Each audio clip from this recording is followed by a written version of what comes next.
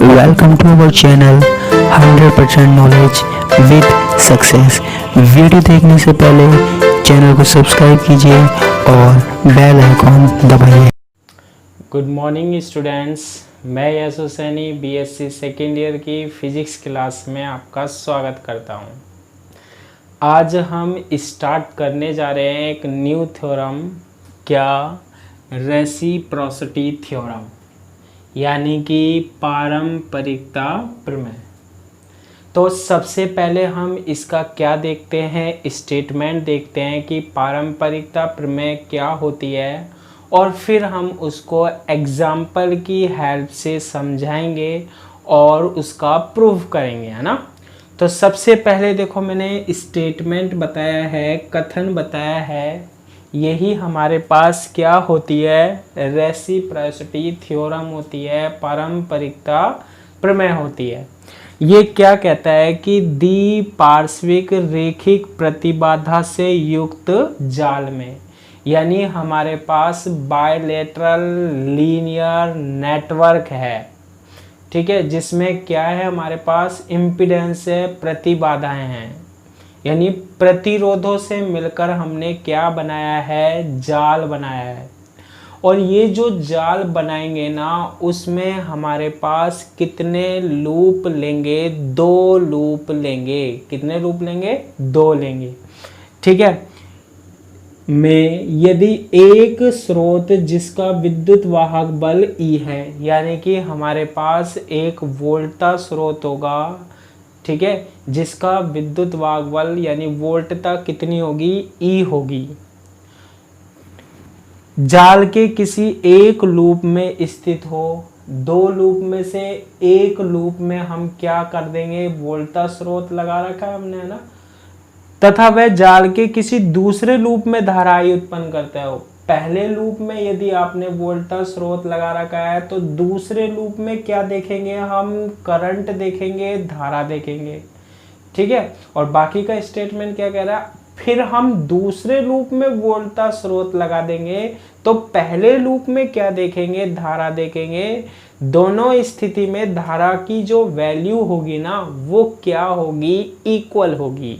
यही हमें प्रूव करना है। ये कौन सी प्रमेय होती है, पारंपरिकता प्रमेय होती है, ठीक है। पारंपरिकता प्रमेय फिर सुन लो, 2 लूप होंगे। कितने लूप होंगे, 2 लूप होंगे। पहले लूप में यदि हमारे पास वोल्टता स्रोत लगा हुआ है, तो दूसरे लूप में हम करंट निकालेंगे, फिर वोल्टता स्रोत को दूसरे लूप में लगा देंगे और करंट निकालेंगे पहले लूप में, ठीक है। दोनों ही स्थिति में करंट की जो वैल्यू होगी ना, वो क्या होगी, इक्वल होगी। यही क्या कहलाती है, पारंपरिकता प्रमेय कहलाती है। तो देखो, एग्जाम्पल से आपके पास एकदम क्लियर हो जाएगा। ये स्टेटमेंट नोट कर लेना ऐसा ही। तो व्युत्पत्ति या प्रूफ निकालते हैं हम इसका, पारंपरिक प्रमेय का ना। तो देखो, मैं एक जाल ले लेता हूँ जिसमें एक है हमारे पास Z1 है, दूसरी जो प्रतिबाधा है हमारे पास वो क्या है, Z2 है। इसमें मैंने कितने लूप लिए हैं, 2 लूप लिए हैं। ये Z3 है ना। यहाँ पर हमने क्या लगाया है, एक वोल्टता स्रोत लगाया है, कितने का, E का लगाया है। और ये हमने कोई भी क्या ले लिया, एक नेटवर्क ले लिया, जाल ले लिया। अब इसमें कितने लूप हैं, 2 लूप हैं। ये तो है लूप फर्स्ट और ये क्या है, लूप सेकेंड, ठीक है। अब देखो, वोल्टता स्रोत कौन से लूप में लगा हुआ है, पहले लूप में। कौन से लूप में लगा हुआ है, पहले लूप में। तो करंट हम कौन से लूप में फाइंड आउट करेंगे, दूसरे लूप में।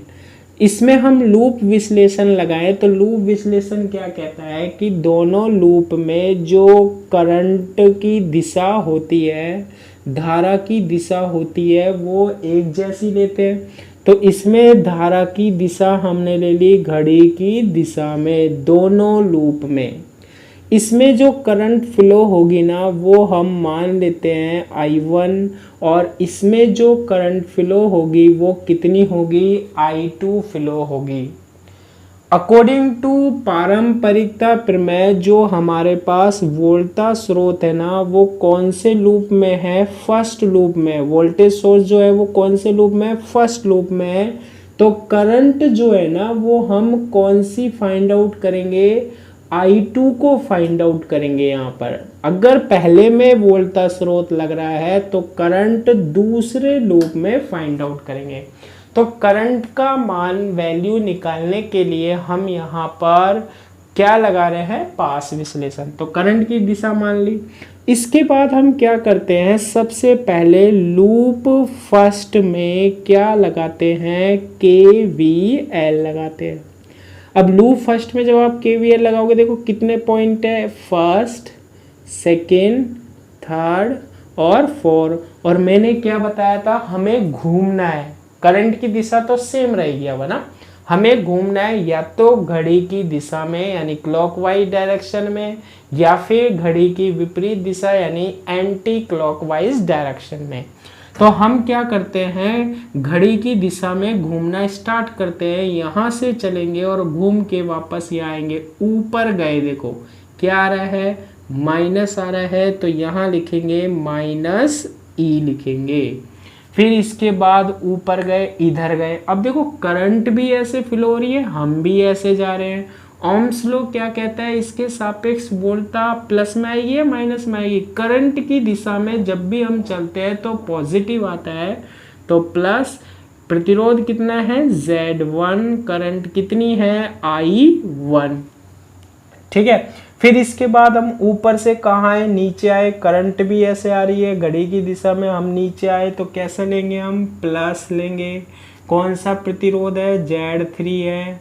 अब कौन से लूप में, पहले वाले लूप में, तो I1 पॉजिटिव ले लो और I2 नेगेटिव, क्योंकि I2 कहाँ जा रही है, ऊपर, जबकि हम ऊपर से नीचे आ रहे हैं। तो क्या होगा, I1 minus I2 is equal to 0। पहले की क्लास में हमने खूब किया है ना। अब देखो इसको सोल्व करते, ध्यान से देखना है पूरा डेरिवेशन जैसे मैं कर रहा हूँ ना। Z1 into I1 plus Z3 into I1 minus Z3 into I2 is equal to 0। अब I1 देख लो, ये I1 है, ये I1 है। I1 कॉमन आएगा तो इनमें से क्या बनेगा, Z1 प्लस Z3, और दोनों में से हमने क्या कॉमन ले लिया, I1 कॉमन ले लिया।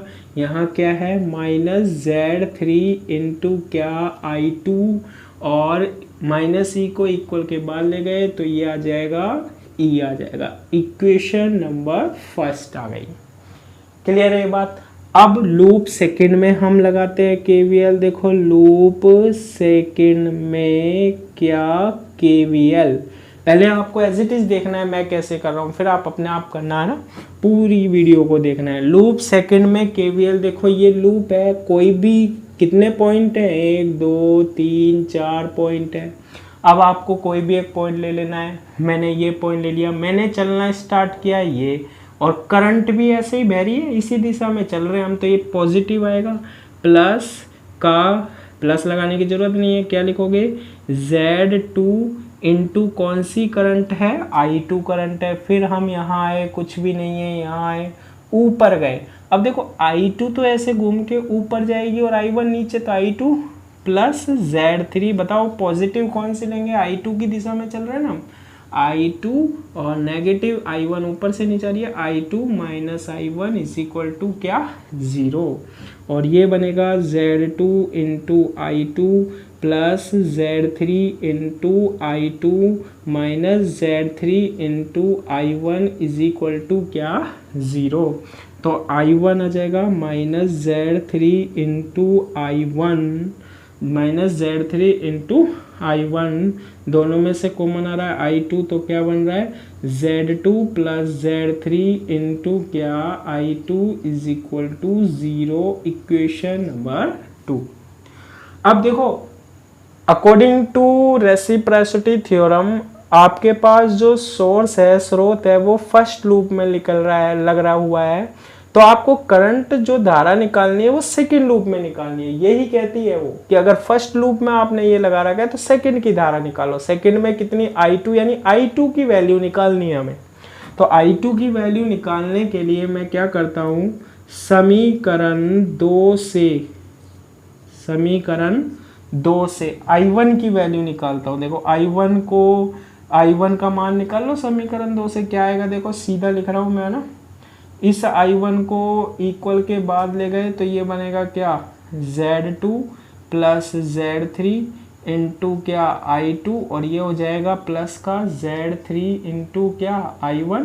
तो I1 की जो वैल्यू आएगी ना हमारे पास वो क्या आएगी, Z2 plus Z3 upon Z3 into क्या I2।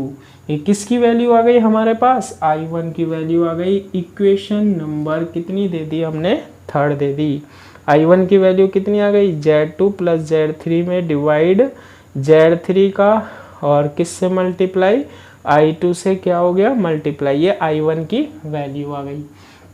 अब इस I1 की वैल्यू को हम इक्वेशन 1 में रख देंगे तो I2 की वैल्यू आ जाएगी। देखो ठीक है, समीकरण या इक्वेशन 2 से, ठीक है, समीकरण किससे, 2 से, समीकरण 2 से I1 की वैल्यू, I1 का मान किस में रखने पर, 1 में रखने पर पुट कर देते हैं इक्वेशन 1 में। इक्वेशन है ये रही, क्या है यहाँ पर देखो, Z1 प्लस Z3 आ रहा है हमारे पास, आने दो, Z1 प्लस Z3। I1 की वैल्यू कितनी है, ये है।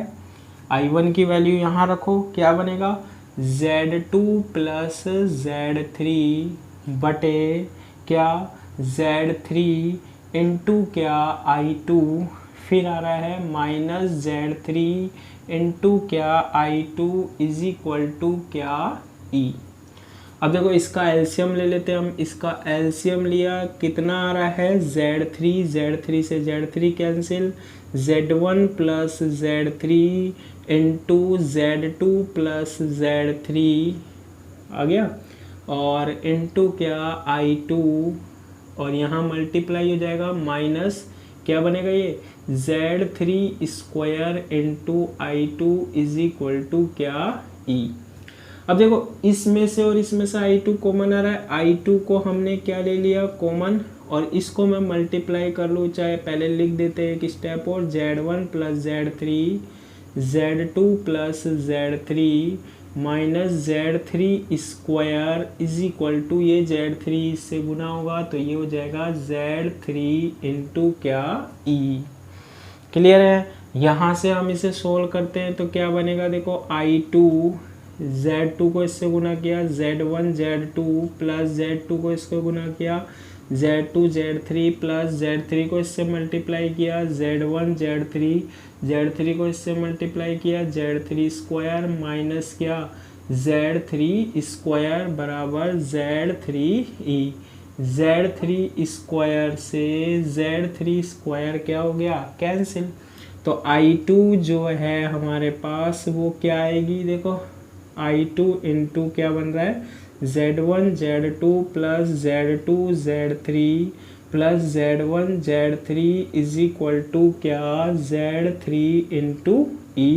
तो I2 की जो वैल्यू आई ना हमारे पास वो क्या आई, Z3 into E upon Z1 Z2 plus Z2 Z3 plus Z1 Z3।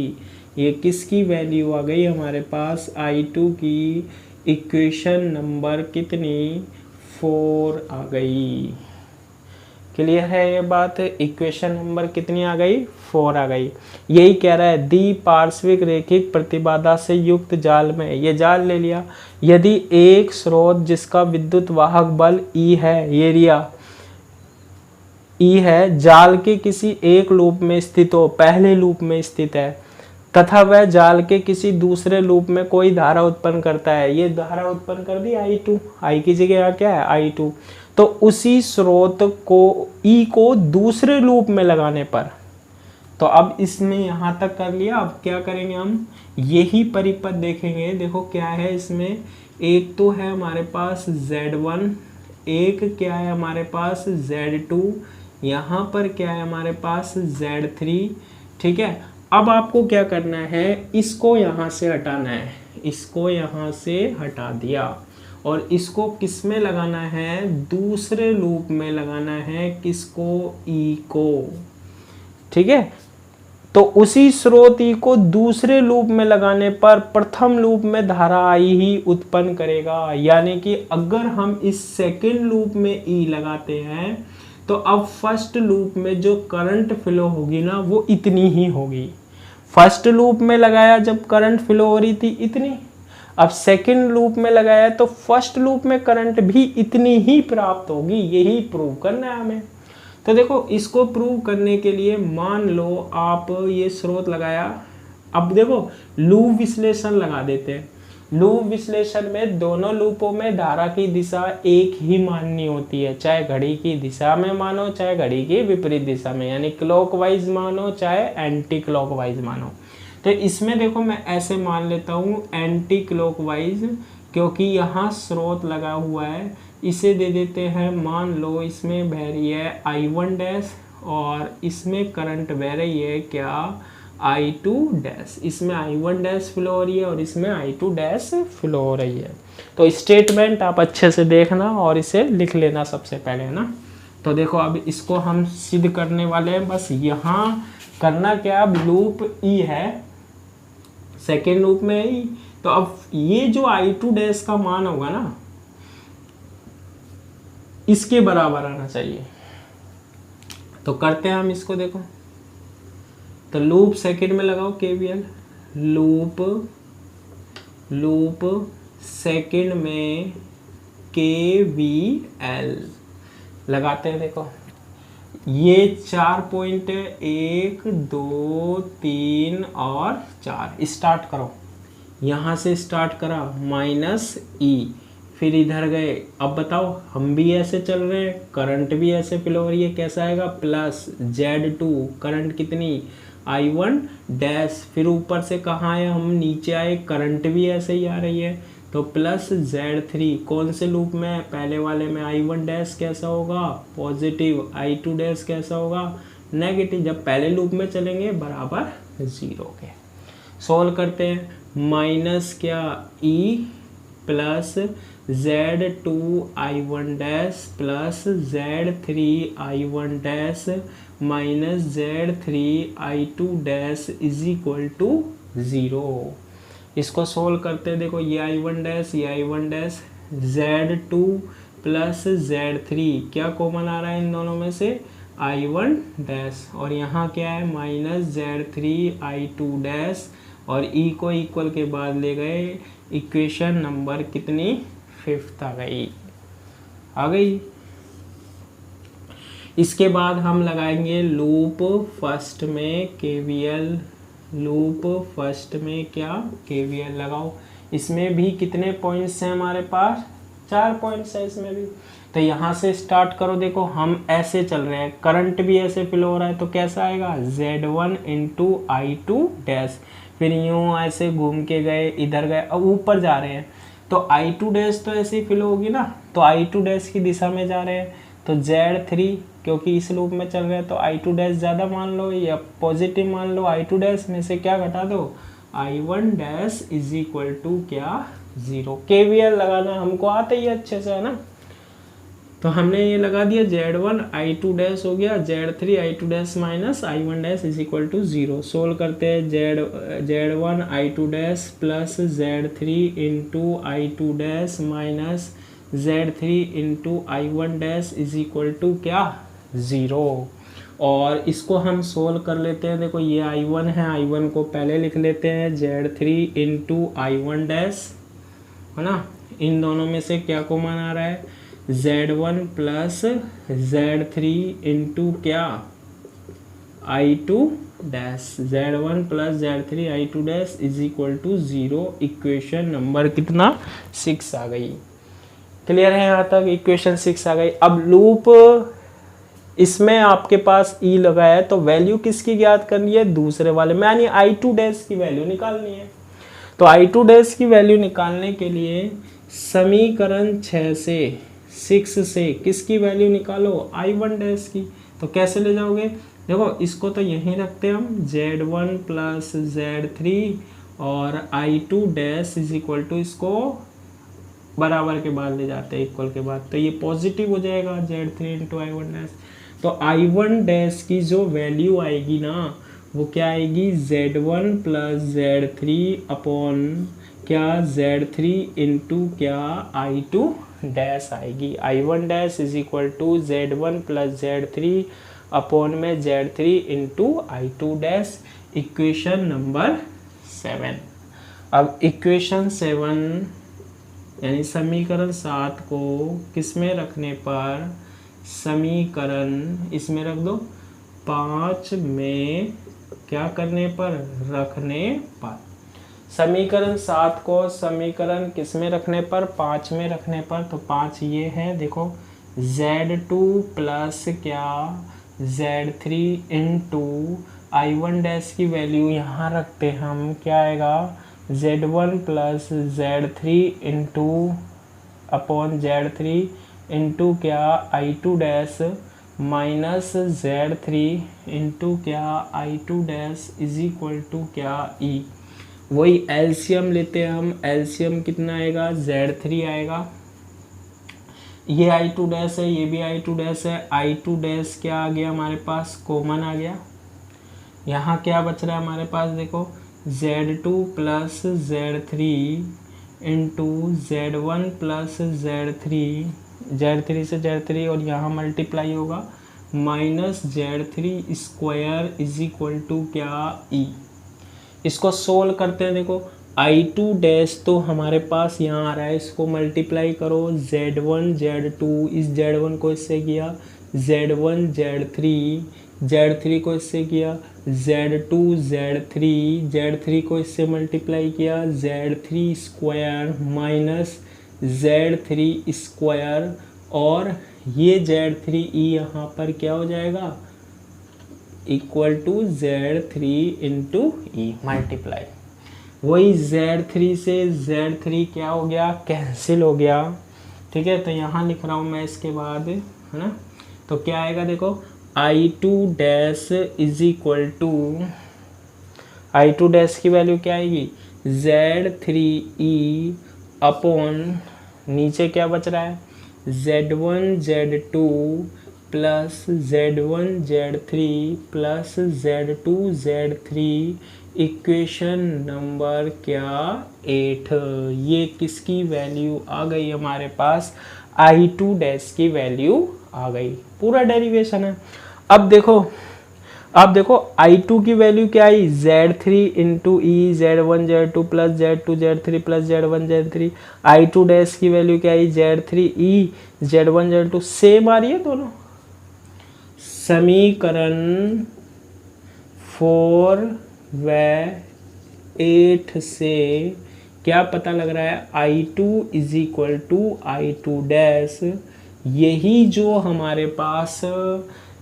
हमारे पास थ्योरम है, वो कौन सी थ्योरम है, रेसिप्रोसिटी थ्योरम, यानी कि पारंपरिकता प्रमेय है।